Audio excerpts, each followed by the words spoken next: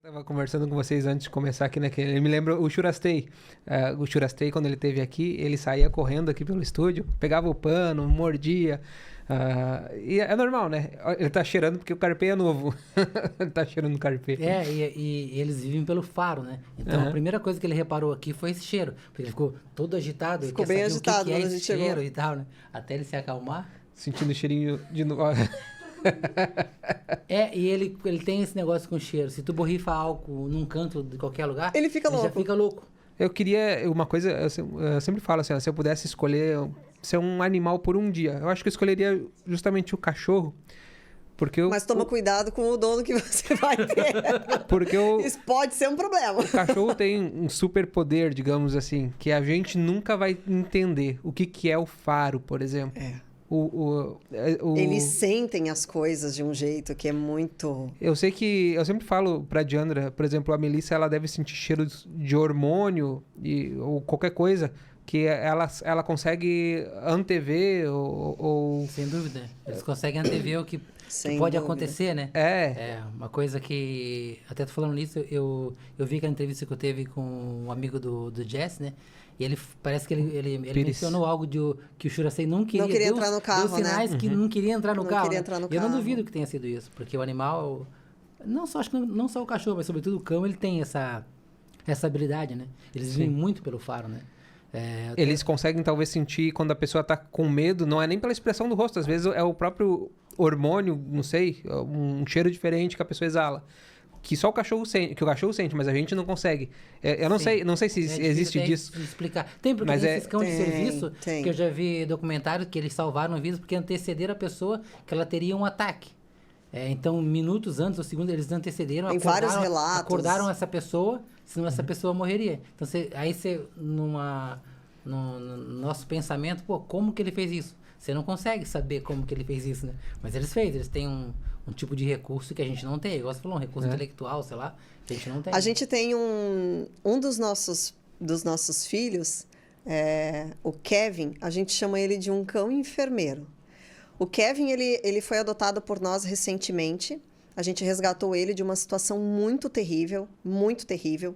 Ele tinha uma alergia muito severa no corpo, ele não tinha pelo, ele estava esquelético, ele estava definhando. E ele é um chow-chow.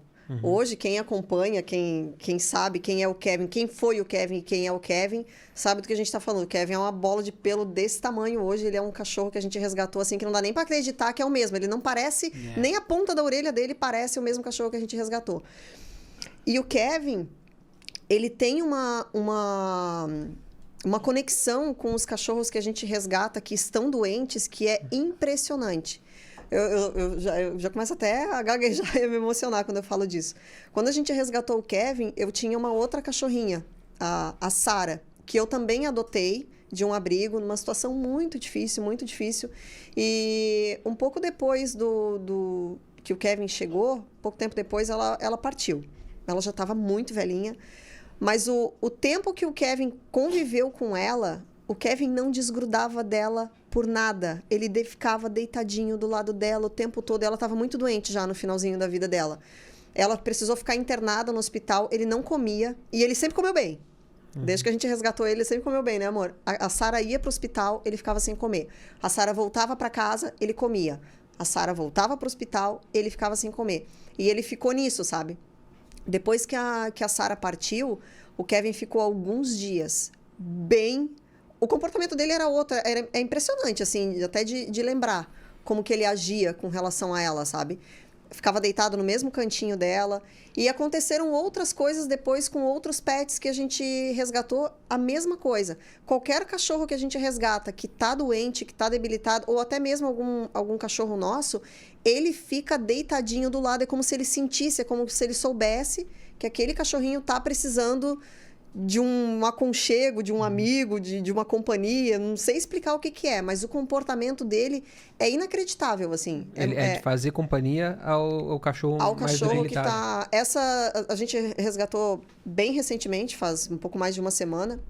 Duas cachorras elas são bem idosinhas, bem velhinhas. E nós trouxemos ela de um abrigo que a gente visitou. Trouxemos as duas, né, de um abrigo que a gente visitou. E a saúde delas, assim, tava por um fio. Ele não desgrudou das duas o tempo inteiro. E agora, com o tratamento que a gente fez, né, medicação, elas passaram por todo um tratamento veterinário, tudo, elas já estão melhores, estão revigoradas, estão mais animadas. Ele meio que... Daí ele já não fica mais perto, sabe? Daí ele meio que segue a vidinha dele, sabe? Mas enquanto o pet tá doente, ele fica junto. É muito curioso, assim, é muito estranho o comportamento dele. Eu lembro quando eu morava com a minha mãe ainda lá em Joinville, as cachorrinhas que a gente tinha na época, era casa, né? Eu sabia direitinho quando a minha mãe estava chegando na esquina lá, dobrando a esquina com o carro, porque ela já levantava da cama e ia pra sacada. Eu achava aquilo tão impressionante. Será que não era o perto. barulho do carro mesmo? Eu não sei. Alguma coisa eles identificam que eles sabem que é o tutor que está chegando, sabe? Mas não era perto, assim. A esquina era longe e elas identificavam. Eu achava aquilo muito fantástico. Eu ficava olhando, assim. Eles têm faro, audição, né? Eles têm uma percepção das coisas. Tanto é que o trabalho do cão policial é isso, né? Tu vê? Eles treinam o cão, o cão cheira uma roupa de um indivíduo ali. E vai. Mas uma coisa interessante da Melissa, por exemplo, é que ela sabe identificar quando é sábado. Olha só. Porque, belo dia. Porque assim, antes eu não conseguia andar com ela. Hoje eu tô passeando com ela todos os dias. Mas teve um tempo que eu não conseguia andar com ela durante a semana. Era só no sábado. Só no sábado. Chegava no sábado, ela se pedia... Eu não sei se é a rotina dos vizinhos, que ela consegue identificar que é um dia diferente, que é o dia de passear. Mas quando era sábado, ela sabia. Eu não sei como, mas é coisas que...